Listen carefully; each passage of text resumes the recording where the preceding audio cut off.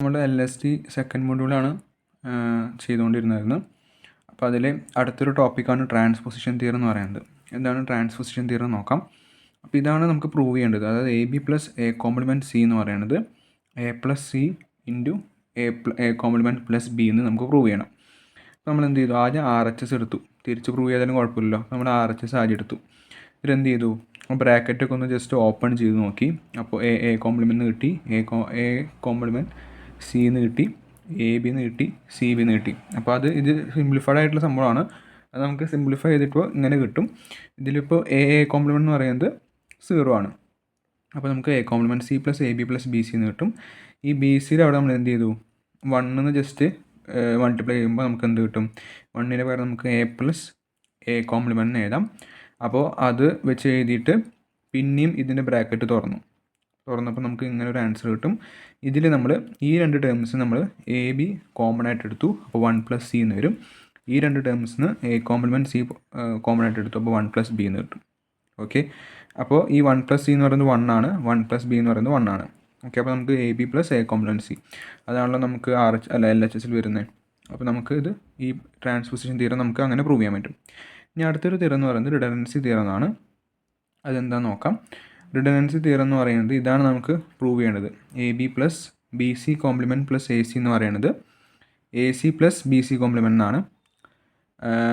അപ്പോൾ നമ്മൾ എന്ത് ചെയ്തു? ആദ്യം LHS എടുത്തു. LHSൽ നമ്മൾ എന്ത് ചെയ്തു? ABയുടെ അവിടെ C പ്ലസ് C കോംപ്ലിമെൻറ്റിനെ ആഡ് ചെയ്തു. അപ്പോൾ വലിയ കുഴപ്പങ്ങളൊന്നുമില്ല. BC കോംപ്ലിമെൻറ്റിൻ്റെ അവിടെ A പ്ലസ് A കോംപ്ലിമെൻറ്റിനെ ആഡ് ചെയ്തു. ACയുടെ അവിടെ B പ്ലസ് B കോംപ്ലിമെൻറ്റ്. അതായത് ജസ്റ്റ് എളുപ്പമാണ്. അതായത് ഇവിടെ AB ഉണ്ട്. അപ്പോൾ 3 വേരിയബിൾ ഉള്ളത്. അപ്പോൾ ഇല്ലാത്ത വേരിയബിൾ C ആണ്. അപ്പോൾ Cയുടെ ഇവിടെ മൾട്ടിപ്ലൈ ചെയ്തു. ഇവിടെ ഇല്ലാത്ത A ആണ്, ഇവിടെ ഇല്ലാത്ത B ആണ്. അങ്ങനെ ഇല്ലാത്ത വേരിയബിൾ നോക്കിയിട്ട് നമ്മൾ മൾട്ടിപ്ലൈ ചെയ്തു. ജസ്റ്റ് ഓപ്പൺ ചെയ്യുക. ഓപ്പൺ ചെയ്തതിന് ശേഷം നമുക്ക് ഇങ്ങനെ ഒരു ആൻസർ കിട്ടും. ഇതിൽ നമുക്ക് എന്ത് ചെയ്യുക? AC പുറത്ത് എടുക്കുക. അപ്പോൾ B plus B compliment, BC compliment പുറത്ത് എടുക്കുക. അപ്പോൾ A കോംപ്ലിമെൻറ്റ് പ്ലസ് A എന്ന് കിട്ടും. അപ്പോൾ അത് നമുക്ക് answer AC plus BC compliment. അതാണല്ലോ നമുക്ക് RHSൽ എടുക്കുന്ന AC പ്ലസ് BC കോംപ്ലിമെൻറ്റ്. അപ്പോൾ ഇങ്ങനെയാണ് ആ റിഡൻഡൻസി തിയറം നമുക്ക് പ്രൂവ് ചെയ്യാൻ പറ്റുള്ളൂ. ഇനി അടുത്തൊരു ടോപ്പിക് എന്ന് പറയുന്നത് എന്താണെന്ന് നോക്കാം. അടുത്തൊരു ടോപ്പിക് എന്ന് പറയുന്നത് അതായത് ഗേറ്റ്സിനെ വെച്ചിട്ടാണ് നമുക്ക് പഠിക്കേണ്ടത്. നമുക്കറിയാം ഗേറ്റ്സ് നമുക്ക് ഓൾറെഡി അറിയാം. ഫസ്റ്റ് ഗേറ്റ് എന്ന് പറയുന്നത് നോട്ട് ഗേറ്റ് ആണ്. അത് റെപ്രസെൻറ്റ് ചെയ്യുന്നത് ഇങ്ങനെയാണ്. എല്ലാത്തിൻ്റെയും റെപ്രസെൻറ്റേഷനും അതുപോലെ തന്നെ ടേബിളും നിർബന്ധമായിട്ട് പഠിച്ച് വയ്ക്കുക. അപ്പോൾ നോട്ട് എന്ന് പറയുന്നത് ഒറ്റ വേരിയബിൾ ഉണ്ടാവുള്ളൂ. എന്ന് വെച്ചാൽ ഒന്നിൻ്റെ നോട്ട് കണ്ടുപിടിക്കുക. അപ്പോൾ A ആണെങ്കിൽ A കോംപ്ലിമെൻ്റ് ആയിരിക്കും. അപ്പോൾ അതിൻ്റെ ഇൻപുട്ട് ഔട്ട്പുട്ട് 0 ആണെങ്കിൽ 1 ആയിരിക്കും ഔട്ട്പുട്ട്, 1 ആണെങ്കിൽ ഇൻപുട്ട് ആണെങ്കിൽ 0 ആയിരിക്കും ഔട്ട്പുട്ട്. അങ്ങനെ അതാണ് നോട്ട് ഗേറ്റ്. ഇനി അടുത്തെന്ന് പറയുന്നത് ആൻഡ് ഗേറ്റ് ആണ്. ആൻഡ് ഗേറ്റ് എന്ന് പറയുന്നത് Y equal to A dot B ആണ്. അതിൻ്റെ ഔട്ട്പുട്ടിൻ്റെ ഫോർമുല എന്ന് പറയുന്നത് A ഡോട്ട് B ആണ്. അത് നമ്മൾ റെപ്രസെൻറ്റ് ഡിനോട്ട് ചെയ്യുന്ന സിമ്പിൾ ഇതാണ്.